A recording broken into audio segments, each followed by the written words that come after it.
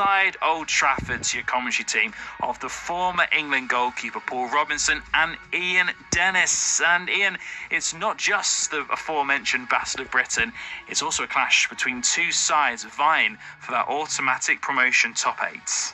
Yes, and by the time that the kick-off comes around, those league positions of Manchester United 7th and Rangers 8th will have certainly changed. So Manchester United will know that 3 points will confirm a playoff spot and all but secure a position in the top 8 for the last 16. So that has got to be the aim, and they'll hope that they play with their Europa League hats on rather than their Premier League form. Yeah, it's a big night, isn't it, Paul?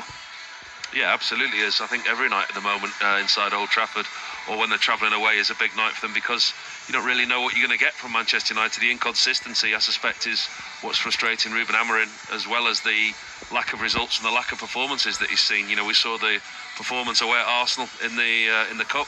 You saw the performance away at Anfield, and then they dovetail that with a defeat here against Brighton, so that the performances aren't consistent, and I think that's probably the most frustrating thing for him. And there is a lot riding on this European competition for them, because as we know, the winners of this get automatic Champions League place. And there are similarities, Ian, between United and Rangers in recent years. I mean, there's been some managerial merry-go-rounds, there's been boardroom changes, and two clubs who were top dogs in their respective leagues, but now aren't.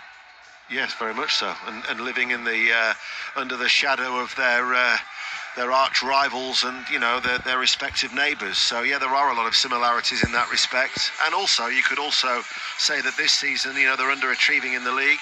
I mean, you've got a Rangers team that is currently 13 points adrift of Celtic at the top of the Scottish Premiership, and a Manchester United side that is closer to the relegation zone than it is to trying to secure European football for next season. So there are many similarities. And Paul, you mentioned there the inconsistent United form. They need a response, don't they, from Brighton on Sunday? Yeah, they certainly do. But I think the thing is with Manchester United is consistency. The manager's clearly shown his hand that he's not going to go away from what he believes the formation that will serve them right and what served him right in the Portuguese league. Yet to be proven whether it will serve him right here. He wants the personnel, he needs the players.